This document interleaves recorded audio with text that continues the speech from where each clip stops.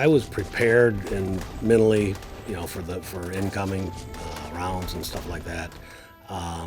What I wasn't prepared for was when somebody got hit, and I wasn't prepared really for seeing the damage that can do to a human body. The first time I seen people get wounded is when one of my squad leader, he stepped on a booby trap. I was just going through the fence, and then I blew back across the fence because of the explosion.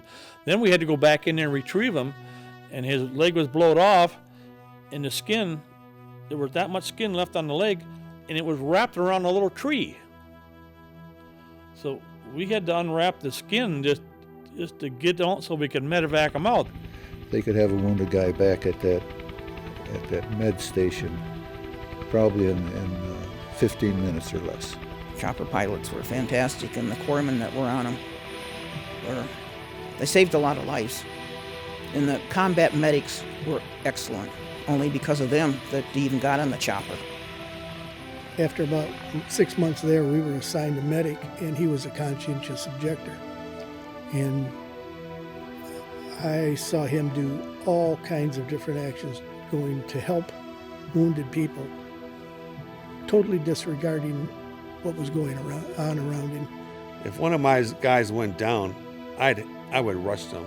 I wouldn't worry about myself. My job is to take care of those guys. I don't consider that heroic. I'm just doing my job.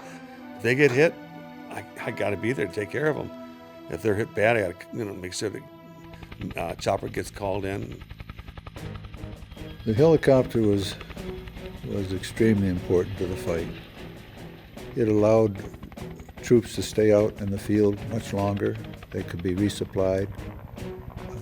If there was an emergency and they were running low on ammo and they were in a firefight, these helicopters, they were quick enough that they would go in and drop off. They'd kick the ordnance out of their doors. They'd hardly come to a hover, and they would be gone in less than a second. It was a quick deal. They're getting shot at the whole time they're doing this, and sometimes they get shot down, but most of the time they get out of there. My chopper, we could lift 2,000 pounds of weight. The mobility, when you've got such massive hills of jungle, and to leapfrog from here to there to get in front of the enemy, to resupply those guys in the field. And the only way you can do that is by helicopters dropping supplies to them. And the Marine Corps, I think, saw the value of that maybe earlier than the Army. Why'd I get the helicopter tattoo? Because of all the times that I was pushed out and jumped out of them. It seems like we go into a hot LZ or hot zone, and these helicopter pilots are godsends. I mean, they went in and they did things that you wouldn't believe you could do with a ship. I mean, these ships got shot up so bad that you could see right through the holes, and these guys were still flying, these kids that are 19 years old.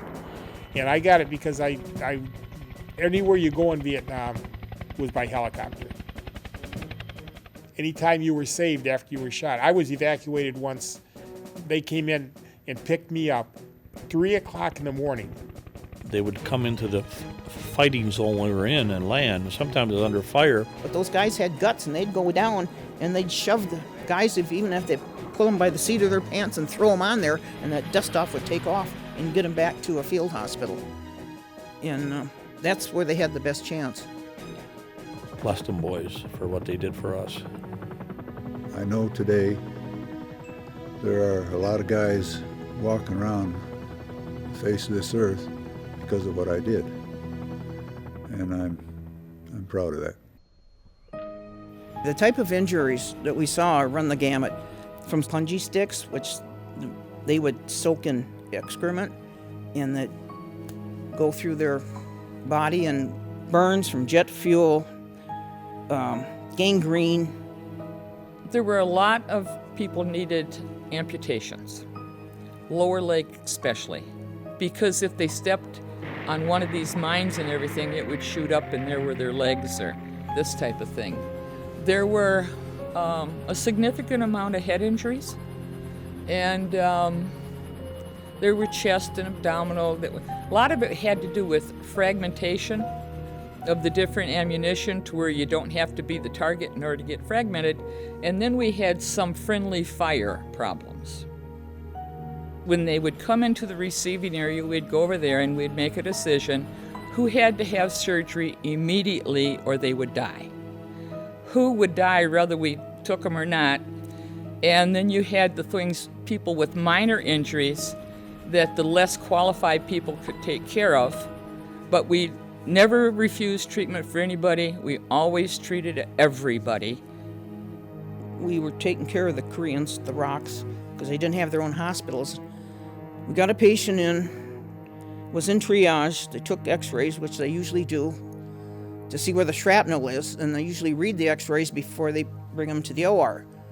They had the x-rays, they didn't develop them yet. They brought the patient on the litter off the sawhorses, put him with the litter on the OR table, and we're all standing around. And then somebody read the x-rays, and they came in and said, "Don't anybody move."